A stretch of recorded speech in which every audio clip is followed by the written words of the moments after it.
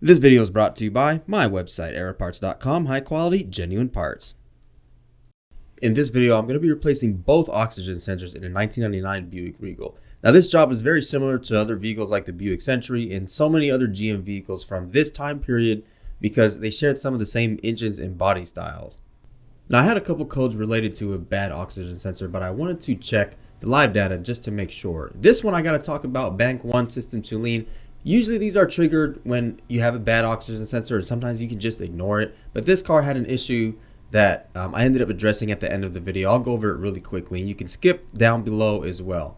Now we're taking a look at the live data, and we're looking at both oxygen sensors, and you should see these voltages switching back and forth, and it's normal for them to do that. If one is doing it very, very slowly, it's going to trigger that code P1133. So I just don't want to take a guess and see the check engine light code and start throwing oxygen sensors in it. But this car is a 1999 and it's been around for over 25 years. And we're going to just replace both sensors because it is time to do that. Now these cars only have 2 oxygen sensors. There's going to be one right back by the firewall. That is the upstream or the front. And there's the rear one or downstream, which is in the exhaust. I'll show you that later. But we're going to take a look at the front or upstream oxygen sensor. It's right here by the firewall, and we can go ahead and remove that. We're going to need a 22mm or 7/8 socket. I have an oxygen sensor socket specifically, like here you see on the screen.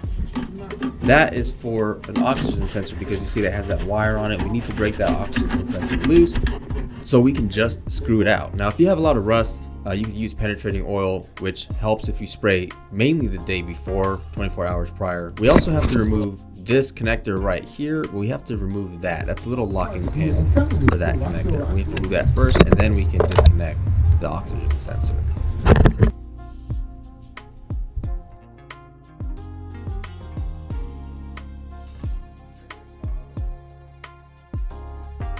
Now I have a universal joint socket or swivel socket. You see how I can flex that end of it right here, and I have a bunch of extensions. We're going to go ahead and get that oxygen sensor off just like this. Now don't use an impact with all these extensions. I know you guys want to go straight to the ooga dooga, but no, just get your regular breaker bar and get that thing loose, and you'll be able to get it right on out.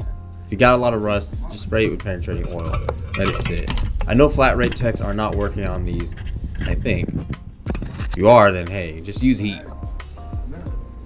Now I'm going to be installing the new oxygen sensor. We have the Densos here. Delphi's are also a really high quality brand as well. I'll have them linked in the description. I'm going to put some anti-seize. A lot of these oxygen sensors come with this stuff, so you may not even need to use this type that I have, but they'll have some that they come with already. So just use the one that it comes with and go ahead and screw it back on it. And that is kind of it, really. You'll screw it in by hand and then you'll tighten it with your oxygen sensor wrench.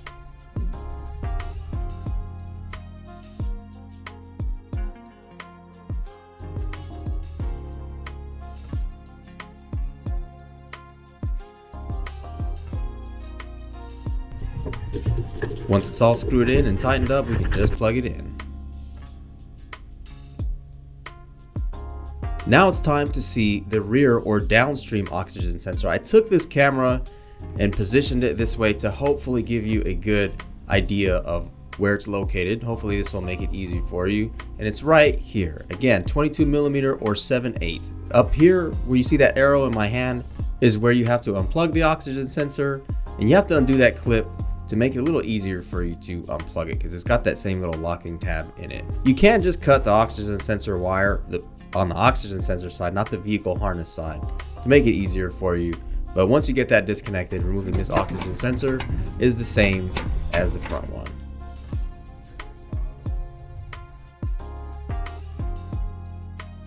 Now we're going to get that old sensor out and the new Denso sensor in.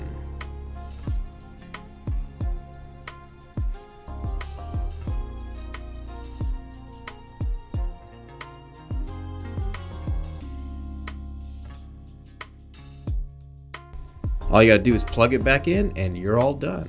Now I wanted to address the P0171 system to lean. Generally those codes can be related to a bad oxygen sensor because the sensor is not doing what it's supposed to do and it doesn't know what the heck is going on, so it may trigger that code.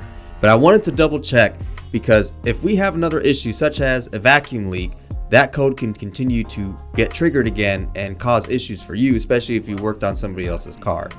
Check this out. This is what I found as I smoked the intake. I found a couple hoses that were leaking, so we repaired them. You're going to want to check these hoses in your Buick to see if they're torn, and you're going to want to repair those. Otherwise, this would have continued to trigger a P0101, most likely, because that's a nice size leak, and this vehicle is all good. The only thing left to do is to take it for a test drive. If this video helped you out, make sure to subscribe to the channel for more videos on this specific Buick. And don't forget, if you're looking for high quality, genuine auto parts, make sure to check out aeroparts.com.